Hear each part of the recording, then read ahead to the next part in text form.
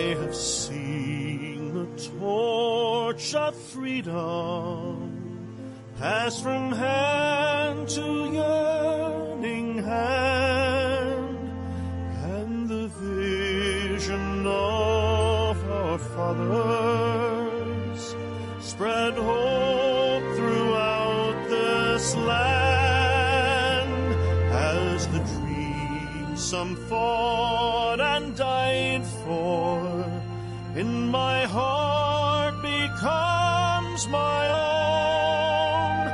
I will strive to keep her promise, America, my home. America, America,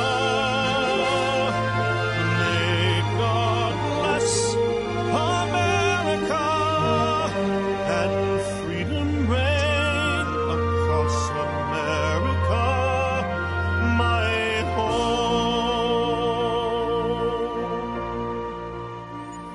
From the shorelines to the prairies, to the cities great and small, we have reaped the fruits of justice and liberty for all.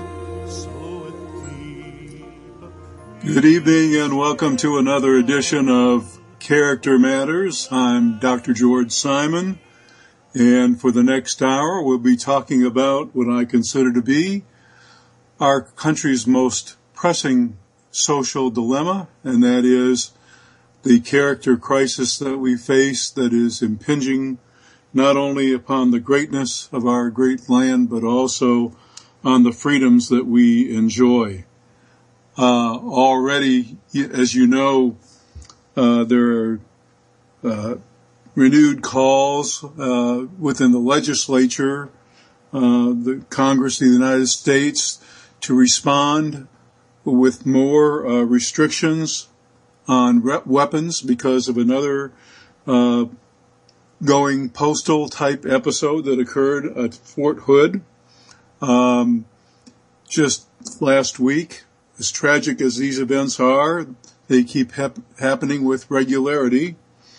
And whenever anything like this happens, we're tempted to think that we can create enough laws, pass enough restrictions, impinge upon enough freedoms that we will basically protect ourselves and keep such things from happening, when in fact this is pretty well folly. Matter of fact, anyone who's been familiar with the story of the last episode at Fort Hood realizes that efforts were taken and measures were put into place to beef up security and to restrict the kinds of firearms that can be on the base at any particular time. And even with these restrictions in place, what happens? Another tragic event where innocent people die. We're not looking where we need to look for the solution to our social problems. People need the controls built into their character that would prevent them from acting on impulse, from doing some of the tragic things that they do. There are always going to be those very, very rare cases where someone is not in their right mind, where they are suffering from such a disease that they literally cannot control themselves. And in those cases, I'm not so sure that we will ever be able to do a completely good job of protecting ourselves.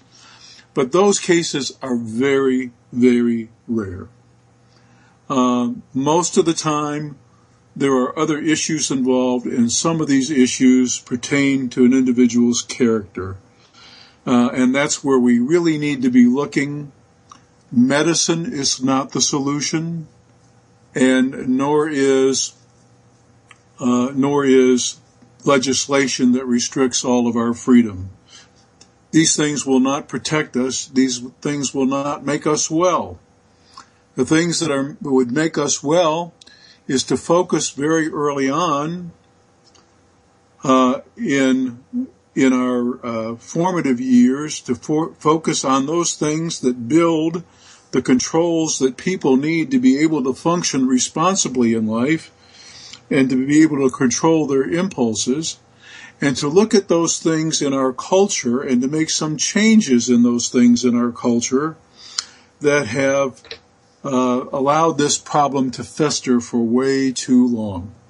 Our freedoms depend upon it, and our greatness as a society depends upon it. We have far too many of these tragedies occurring. I'm going to be talking about some of the reasons for this in this hour. And I'm also going to be talking about personality and character in a way that I haven't talked about it in the program before.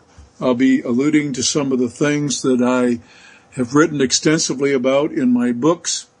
I have 3 books: In Sheep's Clothing, Understanding and Dealing with Manipulative People. This book is regarded perhaps by many as the definitive handbook on understanding what I call the covert aggressive personality type. And we'll be talking about that personality type a little bit more in depth later on in the program. My other book, called Character Disturbance, The Phenomenon of Our Age, is about this very vexing problem that we face, where we have far too many folks entering adulthood without the strength and the integrity of character they need to function responsibly in life. Some people long about their 4th or 5th marriage, long about their 3rd or 4th failed career, long about their middle age. Some folks finally get it and start making some of the changes that they need to make in their character to do a better job of meeting their social responsibilities. But unfortunately, I know folks in their 50s, 60s, and 70s who still haven't gotten it. So the thing we really need to do is we need to equip people early on with the skills and the values, and we need to help them incorporate those values into their makeup and forge the kind of character that will carry them through their adult life and allow them to function responsibly. But we're not looking at that. We're not focusing on it. We don't consider character the defining issue of our time. And when tragedies happen, we look everywhere else.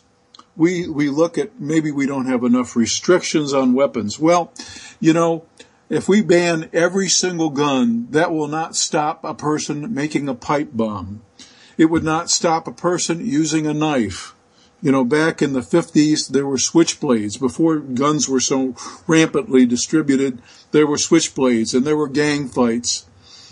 We've always had a problem with weapons of some type in the hands of folks who want to behave irresponsibly. And that is the problem.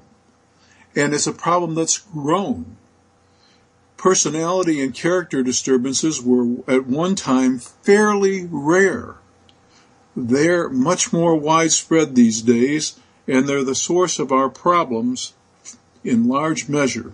But we're not looking there. We're looking everywhere else. We think we can medicate our way out of the problem. Professionals do, at least some professionals do. And we think we can legislate our way out of the problem. We can do neither. So in this program, I'm going to be talking about a couple of personality types, actually 5 subtypes of a class of personalities that I talk about extensively in my 2 books, In Sheep's Clothing and Character Disturbance.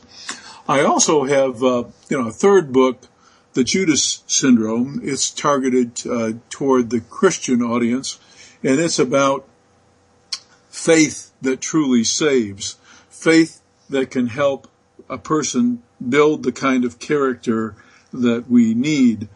But today's program is going to focus on the material that I talk about in my other two books and have posted about extensively on various blog sites.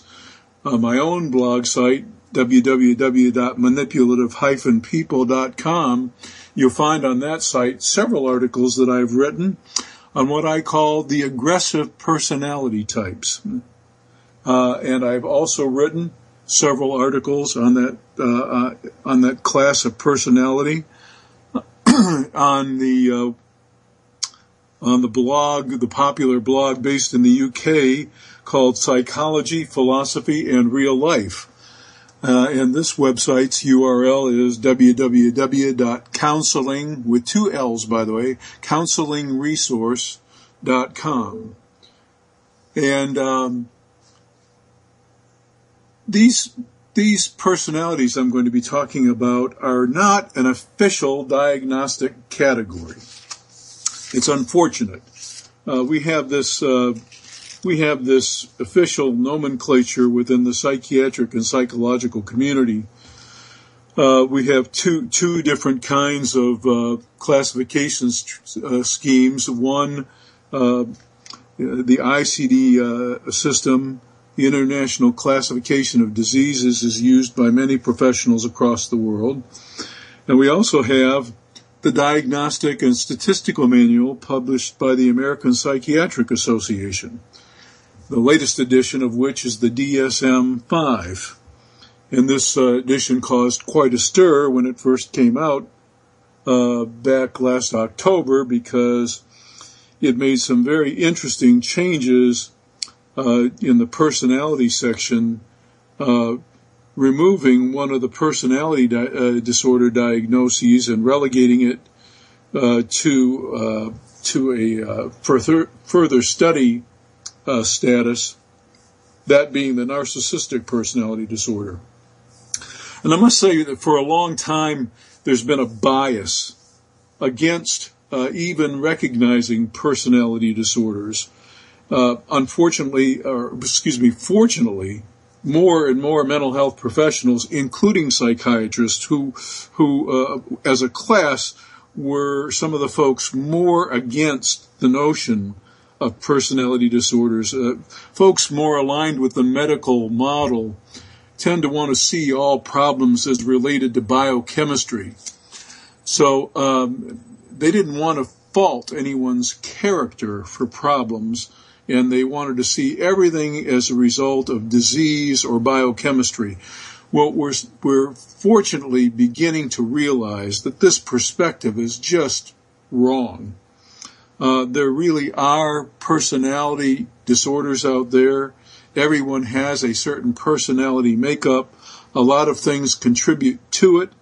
And one of the reasons why the DSM has had such a problem adequately classifying and making good formulations about personality disorders is because of some of the traditional notions about what personality was made up of, what kinds of things made a person's personality, and what kinds of factors led to the disturbances of personality that we see these days. And because of a lot of confusion and a lot of misunderstanding about that, and a lot of difficulty making very accurate formulations about personality, the committee has, over the years, defrocked, so to speak, some of the personality disorders. And it's a shame because they're very real, and it's one of the more dominant problems that we face today. So the class of personalities that I'm going to be talking about today are a group of personalities that I call the aggressive personalities. And when you go to the DSM, you will not find this class of personalities listed there. The only personality disorder you're going to find listed in the DSM that touches on one of the subtypes that I'll be talking about today is the antisocial personality disorder. And this personality disorder's classification has been, and definition has been updated many, many times over the years.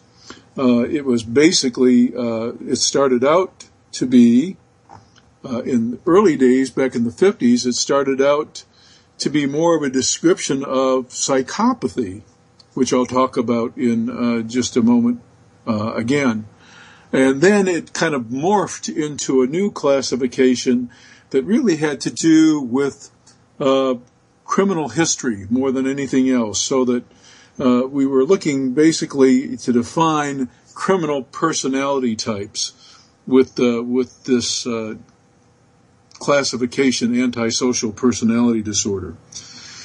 Early in my training, I realized, as did one of my wonderful professors, who was a great mentor, realized that this was very short-sighted, and that the core of a certain personality type had to do with their unbridled or poorly handled aggressive tendencies. One of the researchers that was a pioneer in the personality disturbance field called these groups the aggressive personality patterns. And I kind of took the lead from there and did some research of my own. And in my clinical research, I came to realize that there were some different subtypes of the aggressive personalities. Now, all the aggressive personalities have one thing in common, and that is that they are kind of hardwired to act first and think about it later. They're aggressive in their style, and by aggressive, I don't mean violent. Aggression is not synonymous with violence. By aggressive, I mean they're forceful. They put energy into gaining their goals. They're very goal-directed people, and they put a lot of energy into getting what they want when they want it, and not letting anything stand in their way. This is the heart and soul of the aggressive pattern. It's not necessarily violent, can become violent, but aggressive personalities are just determined to have their way, to win, to dominate, to control. And they do so without reservation. The key is the without reservation, because when a person who wants something goes about it deliberately, but takes some care not to leave others dead in their wake, not to trample over the rights and needs of others, when a person gets what they want, but with some respect for the legitimate rights and needs of others, we call them assertive personalities. And this is about the healthiest kind of personality you can have. Aggressive personalities are not assertive personalities, because the difference is they'll stop at nothing. They want what they want, and they'll stop at nothing to get it. This is the pattern. They're not necessarily violent, but they're always aggressive about it.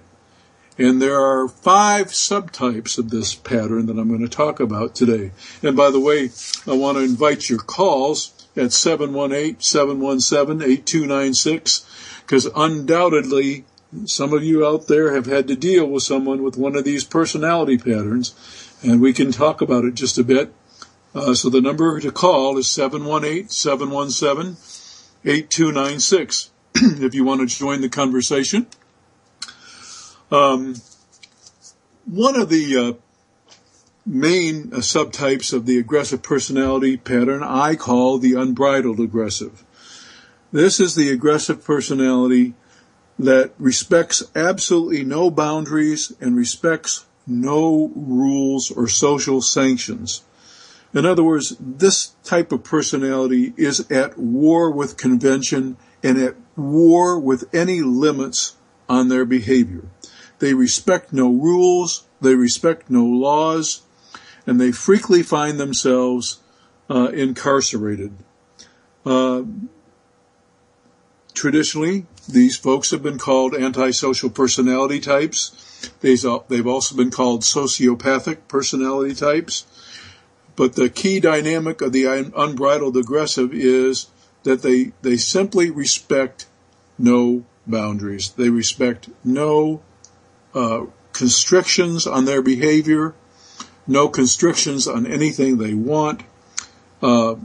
Anything is fair game, and they will tear down in some way any obstacle or completely ignore any obstacle society puts in their way to get what they want.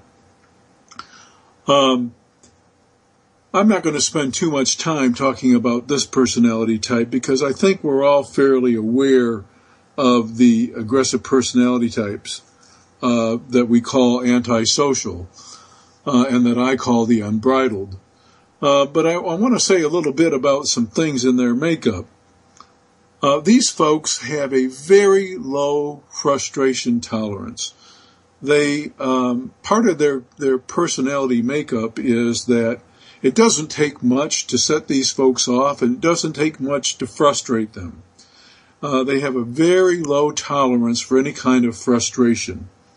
They want relief from anything that stresses them, and they want that relief instantaneously. And for that reason, they're prone to abusing substances because substances give them the instant change of feeling that they seek, because they don't want to be burdened with any discomfort, any emotional discomfort, any physical discomfort. The other thing in their makeup is what I call a lack of brakes. They have an inhibition deficit in their neurological wiring where they haven't cultivated sufficiently the ability to stop themselves, to put the brakes on, to think first and act later. They're kind of like a train on the top of a mountainside getting ready to roll and with no brakes.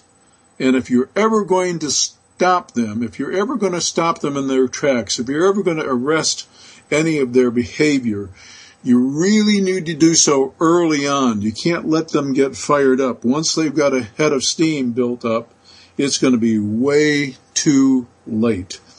But defective brakes coupled with a low frustration tolerance makes these folks kind of a ticking time bomb.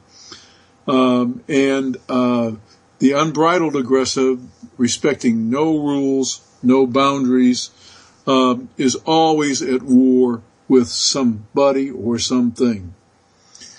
There's another group, however, and I'm going to spend a little time on this today because there's been some other news that I want to refer to and an article that I've written about the topic that you might find interesting.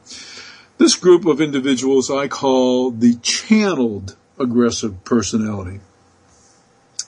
This is a group that is kind of like their unbridled aggressive cousins, except for one thing.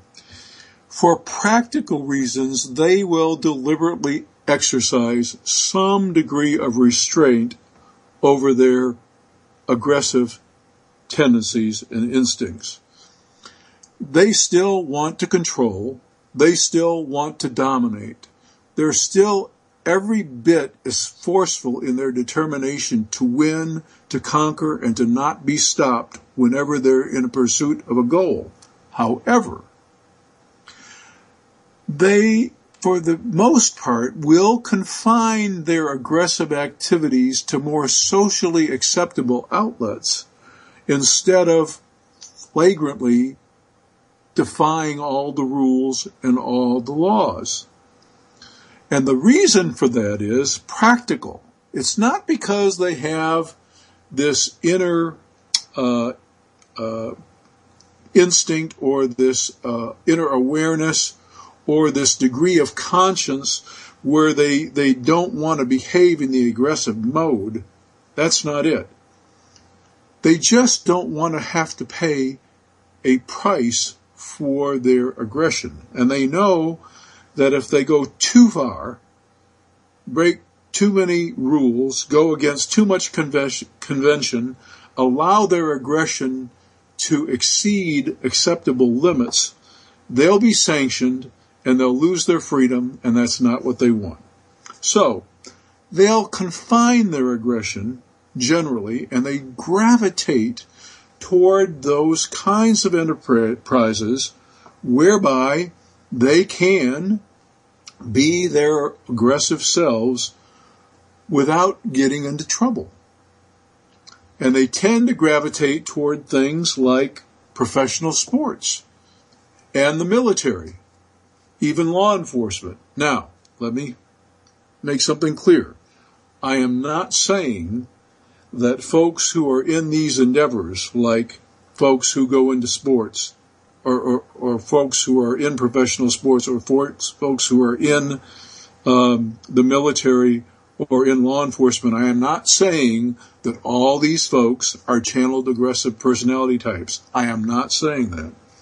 What I am saying is that these fields of endeavor, these career opportunities, these socially acceptable outlets, these are attractive outlets for channeled aggressive personalities. They're drawn to these kinds of things because they can be who they are, and they fit fairly well in these kinds of things. That is, they fit fairly well until they go postal, then they don't fit anywhere. But they fit otherwise. They make good drill sergeants sometimes. They make good warriors. They make even good cops. They make good professional sports players. Sometimes, however, they can't stop themselves. Remember, I said that their controls are tenuous. All the aggressive personalities have a problem with conscience. Their conscience is not solid. And the reason they have a problem with conscience and the reason they don't internalize conscience all that much is because conscience is that internal no. It's those internal brakes that we put on ourselves that keep us from doing what we want to do when we want to do it, especially those things that involve aggressive behavior, those things that could possibly hurt somebody else. And aggressive personalities don't like anything in their way, including the dictates of conscience. So all along in their development, they have problems really instilling a conscience. And channeled aggressive personalities, while they might make good sports folks, they can also be kind of a ticking time bomb. And I want to give you an example of this. I wrote an article for the blog Psychology, Philosophy, and Real Life on Counseling Resource. That's www.counselingresource.com. You can find it there if you Google it. The first article I wrote was A Sportsman's Instinct. And I wrote a follow-up article to this just a week or so ago that has not yet posted. It should post, I believe, tomorrow on the website, and it's called Deeper into the Sportsman's Instinct. And I want to give you a little bit of a glimpse into that article because it's about the tragedy that occurred over in South Africa with the sportsman, the popular amputee and runner that was affectionately called the Blade Runner, because he runs on prosthetic legs, and he was in the last Summer Olympic Games. This is Oscar Pistorius. I'm not sure how many of you are familiar with the tragic story, but he is on trial right now, Pistorius is, for the shooting of his then girlfriend, model Riva Steenkamp. And he has been on trial for the past several weeks. The prosecution phase has just finished, and the defense phase will be just beginning this next week. He'll have a chance to tell his story. His story is not really very credible in lieu of the facts, but to make a long story short, I want to read a little bit from the post that I made on Pistorius and this tragedy. By the way, the title, A Sportsman's Instinct, was suggested to me by Pistorius' father, who, when Pistorius was first arrested, made a comment to reporters and to the police that he knew that his son had not acted in a premeditated way, but had lightly acted basically on what he said was a sportsman's instinct. Now, what did he mean by that? Well, he explained what he meant by instinct. He meant that his son thought there was danger of some type and basically shot first on instinct and thought about it later. And he said that this instinct is common to sportsmen. Very interesting comment from this gentleman, because, like I said earlier, I'm making this disclaimer.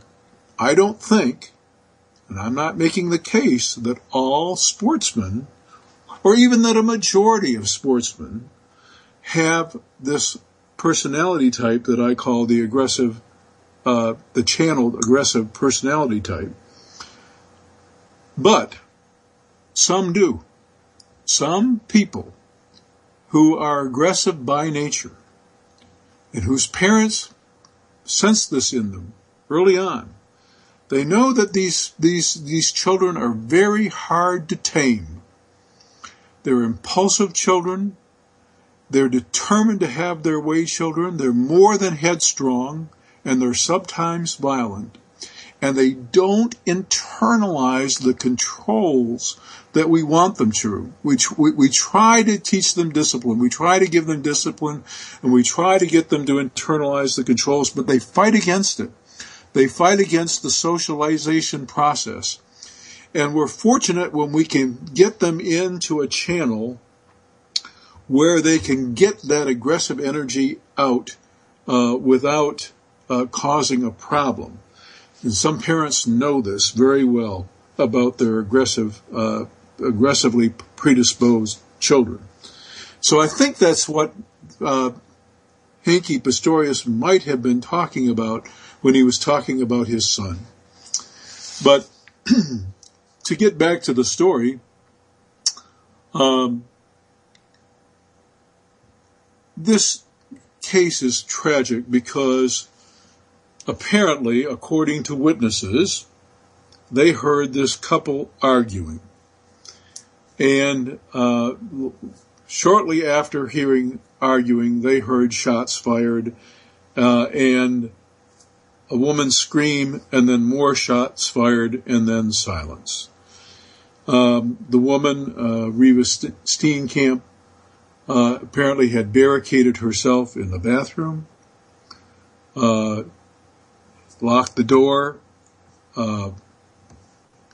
According to Pistorius, she had simply gone to use the bathroom, and he didn't know she was in there, heard something in there and thought it was a burglar.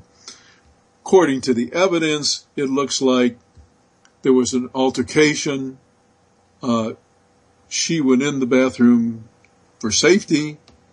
He tried to gain access with a bat, with a cricket bat.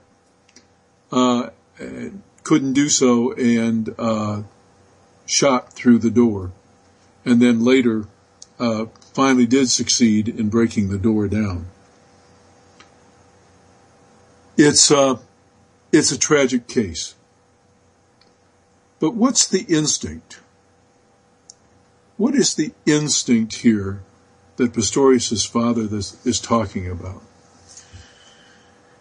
It's this determination to win that goes unbridled and unchecked. Always at stake in these kinds of situations is the person wants something that they can't have. Maybe Steenkamp was indicating, maybe, I'm just conjecturing here, it doesn't really matter. The scenario always goes the same. Maybe she was suggesting that they take a break. Maybe she was suggesting, as she had suggested before, there's evidence that she had indicated in an email or two that she was truly afraid of him and afraid of his temper and afraid of his possessiveness. That's, by the way, a very common way of thinking that goes along with this personality type is possessive thinking. Now, I'll talk about that more on another program. And you can also, by the way, see some information on that on my YouTube videos, on my YouTube channel. Just Google Dr. George Simon on YouTube, and you'll see several videos on that topic, and you'll find many articles posted on the thinking errors and the thinking patterns common to the aggressive personality types on my blog, www.manipulative-people.com, and on counselingresource.com as well. But Steenkamp had indicated to Pistorius that she was afraid of him because he was so possessive. Even if he thought she was flirting, even if he was misperceiving that she might have been flirting, he would fly into a rage. She was his, and he wasn't going to let anybody take what was his away. Nor was he going to allow her the freedom to stray. You see, aggressive personalities is always about the goal. The aggressive predisposition is there long before the violence. It's the determination to have something and to not be stopped, to not be able to take no for an answer.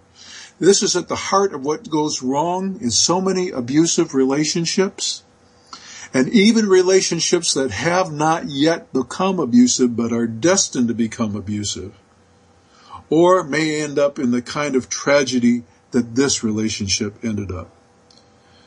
Because when a person thinks that they are entitled to possess someone, and that they're going to have what they want, come what may, no matter what anybody else says, and that they cannot accept no for an answer, then trouble is right around the corner. Because what happens when somebody decides to say no? What happens when somebody decides to say, you know, I think I want to cool things a bit? What happens when somebody says, you know, I don't think this is working. I'm not happy in this relationship. What happens when somebody says, I don't want to do what you're asking me to do? Then there's a problem. For the aggressive personality, no is never an answer. Even for channeled aggressive personalities that normally channel those aggressive instincts into socially acceptable outlets, and for the most part obey the rules, but primarily because they don't want to lose their freedom. Not because They really have these internalized values, and they recognize how valuable the rules are, and they recognize how important it is for them to have some clamps on behavior.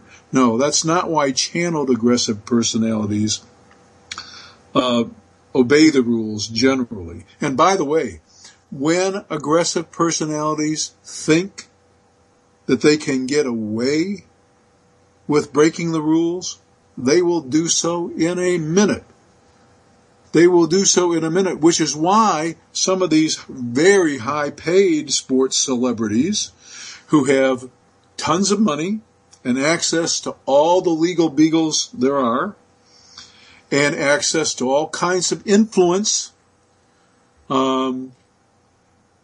that's why these folks, when they sense their invincibility, I can talk my way out of it, I can buy my way out of it, I can get my way out of it, I can get the owners to be on my side because I'm too valuable a commodity. When they think they can break the rules or the law, they will. They will in a minute, and that's why it should be no surprise when some of these folks get found out. I mean, it wasn't too long ago we were reading in the paper about one of the Dallas Cowboys, or one of the San Francisco 49ers, or one of the other professional sports teams players who had been convicted of a crime. Maybe there was a drug-related crime. Maybe it was even a shooting. Maybe they were even torturing and killing animals. How many times have we seen this kind of thing? It should be no surprise. It should be no surprise. There's a certain personality type, and we value them in certain enterprises because they are hardwired to be as aggressive as they can be in the pursuit of their goals. Now, I didn't say necessarily violent, but it can easily become violent, especially when they're denied. And that's the key. That's the key. I want to say another thing, too, about the relationship between anger and aggression. We have an industry out there, it's called anger management. And one of the dilemmas about this is, by the way, let me say, there's a lot of good that goes on in a lot of these groups, because there's a lot within the cognitive behavioral paradigm that anger management groups use generally that is good and helpful. However, some of the premises about anger and aggression are just flat out wrong. Yes, anger can be a precipitant to aggression, but not always. Not always. Sometimes it's the opposite way around. Sometimes a person is already in the aggressive mode of functioning long before they become angry. For example, I'm just using a hypothetical here, because we don't know what the nature of the argument is. Let's say that Mr. Pistorius is really wanting to seal the deal, lock up his possession, and get married. And let's say that Miss Steenkamp is not quite sure. Maybe she's still got some reservations because she's seen this temper of his. She's seen this possessiveness of his. She's seen his terrifying fascination with weapons and some of the behaviors that he's done, shooting out traffic lights out of the roof of a car, firing a weapon in a restaurant, under a table, fortunately missing somebody, but still firing it nonetheless, where he could have done tremendous damage. Maybe these things gave her pause. So maybe she's not quite ready to commit, but that's what he wants. Now, here's the important part. He is already in the aggressive mode of functioning. In other words, he's already determined to have something. And when she says no, that's the trigger for the anger and the rage. Now, isn't that funny? Instead of anger always precipitating aggression, being in the aggressive mode of functioning can be a precipitant to anger. Isn't that interesting? And all it really takes is no. Tell the aggressive personality no, there's trouble. Anybody that's ever been in an abusive relationship knows this. They know this firsthand. And they also know that the most dangerous time for them, the most dangerous time, is when they finally had enough and they finally mounted the courage to get out. That's the most dangerous time, because you know what aggressive personalities don't take for an answer? They don't take no for an answer. And many times, if they have to lose, you know, the world, according to aggressive personality, works this way. There's only 4 potential outcomes to a situation. I win, you lose, and that's the preferable situation that they like. The other possibility is you win, I lose, and they're not accepting that ever. The other possibility is we both win, and of course the last possibility is we both lose. And when aggressive personalities sense that the jig is up, that somebody has finally had it, they've said no, no more, nada más. If they're going down, if they're going to lose, then the other person is going to lose too. And that's what you see in these murder-suicides so much of the time. It's not a matter of angry depression. Half the time it's not. That comes out like the talking heads would have you believe. But it's more about this determination that goes unchecked for so long to have one's way. And then somebody finally gets in the way and says no. And the aggressive character is not taking no for an answer.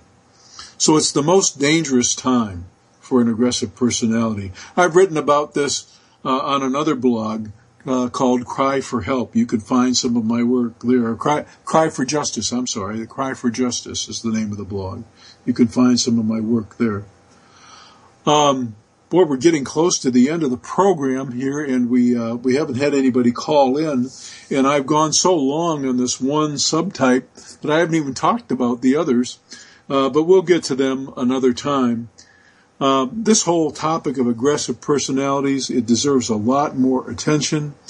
I'm sure hoping that we get some folks who call in, especially folks who know firsthand what this is like. Maybe they've been in a relationship and were fortunate to get out of a relationship with one of these personality types, a relationship that was abusive or emotionally abusive in some way. Or maybe they're in such a relationship now and they're looking for some help and some guidance. We would welcome a call like that. So there's much more to say about this, and I'll have more to say about it next week for sure. And I want to have a little bit more discussion about the Pistorius case. But for more on it, visit www.counselingresource.com for tomorrow's posting of this follow-up article to Sportsman's Instinct called Deeper into the Sportsman's Instinct. In the article, you'll see a reference to the former article, so you'll be able to read both at the same time. And you can catch some of my own articles on my own blog, www.manipulative-people.com, on the aggressive personality types. Well, we're coming to the end of the program here. Once again, I'm going to do my best every single week to talk about what I consider to be the most important thing for the preservation of our freedom and our country's greatness, and that is restoring character in our people and stemming the tide of character disturbance, which I consider to be the defining issue of our time from a psychological perspective. I hope you join me for the discussion, and I hope that you've gained something from being with me tonight. I've enjoyed having you, and I urge you to tune in again next week for another edition of Character Matters. Before we wrap up, though, today, I want to talk about one other personality type that I've written extensive about, and that's the covert aggressive personality. The covert aggressive is a very interesting personality type that I first discovered, I didn't discover it, that I first began thinking about when I heard people use the term erroneously passive-aggressive when discussing their partners in relationships. Passive-aggressive personalities are a very distinct personality type. I talk about them at length in my book, In Sheep's Clothing. But they are not the kind of people that folks were describing to me in their relationships with a certain kind of personality. People were describing to me living with a subgroup of aggressive personality types who looked really civil and charming on the surface, but were absolute living hell to deal with. In their guts, the people in the relationship with them knew that they were power seekers, that they were control seekers, that they were dominant seekers, that they were determined to have the better of them. And they ended up feeling crazy because every time they tried to point to something that this person did that made them feel this way, they couldn't find anything objective to back up their hunch. Why? Because these folks are stealthful. These folks are very calculated in how they go about aggressing against you, how they try to get the better of you, how they try to control you, how they try to dominate your life. These are the folks that always have an answer for everything. They always have a rationalization ready or an excuse ready for the things they did that put you on the defensive. They always deflect attention from their behavior when you try to confront them. They use diversionary tactics when you try to nail them down or pin them down on what they've been doing that bothers you. They use guilt as a weapon with you. They use shame as a weapon with you. These tactics that I outline in my book, In Sheep's Clothing, are the tactics that stealthily or covertly aggressive people use to bring other people to their knees, to cause the other person to back down, to back up, to lay off, or to accede to their point of view. They're dirty fighters, but they fight in clever ways. They want to mask their aggression. They don't want you to see them for the ruthless dominance-seeking power seekers that they are. They want to appear benign. They want to appear sometimes like pillars of the community. They want to appear like you're the crazy person for suspecting that they're the kind of unsavory sort that you suspect they are. You think they're all about dominance and control. They want you to think that they're all about doing things right, and you're crazy for thinking the way you are. Now, these folks are very, very different from passive-aggressive personalities. Passive-aggressive personalities are folks who display their upset and who express their dissatisfaction with things through passivity. They don't answer your calls. They don't answer your inquiries. They're angry with you, and you ask them what's wrong. owe nothing, they say, or they don't respond with you, or you ask them to do something, but because they're ticked off at you, they quote unquote forgot to do it for the umpteenth time. Their way of getting back or expressing their unhappiness is with passivity. They don't do what you want them to do. And living with them can be kind of a nightmare too, but it's nothing like living with a covert aggressive or manipulative personality who's determined always to have the upper hand in a relationship and determined to have their way and determined also to look good at the same time. And they use all these tactics to control you. That's different.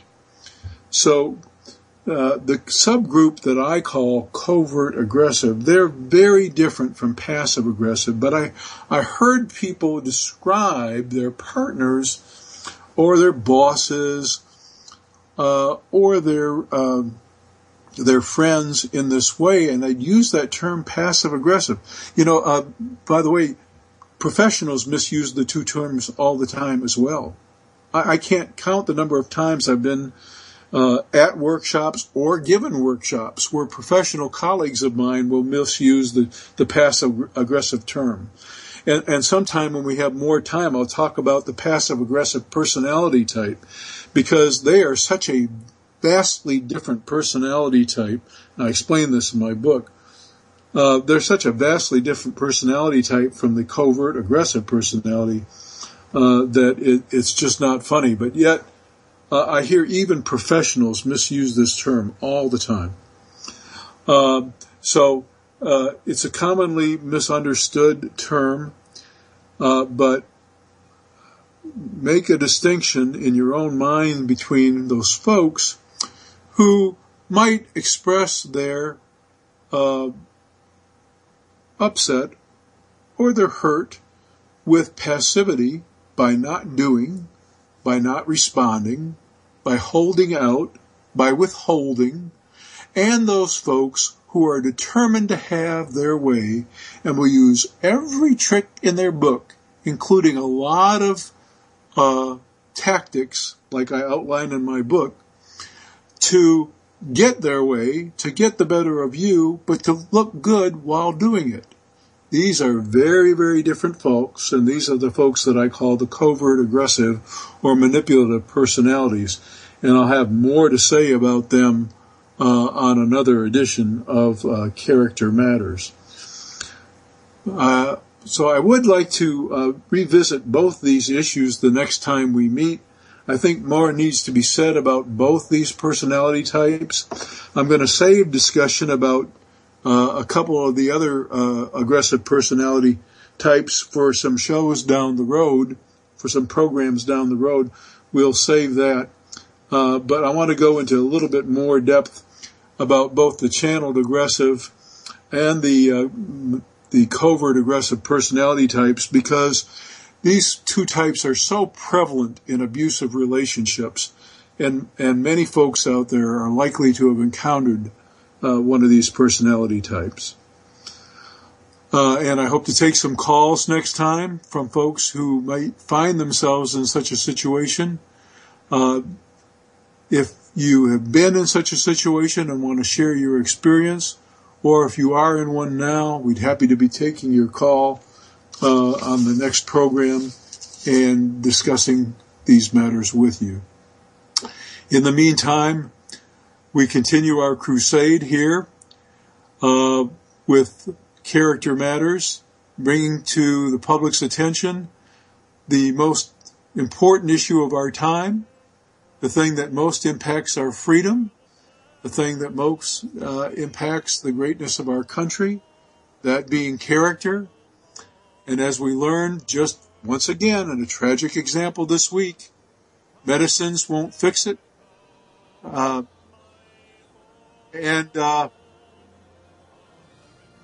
neither will laws. I'll see you next week.